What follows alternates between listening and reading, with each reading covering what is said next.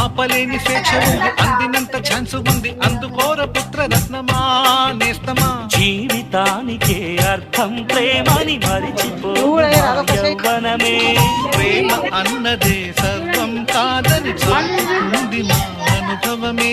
చిలిపి వయస్సు వరస తమకు తెలియదా. మళ్ళీ మళ్ళీ చేసుకోక శుభాకాంక్షలందజేయమా మిత్రమా.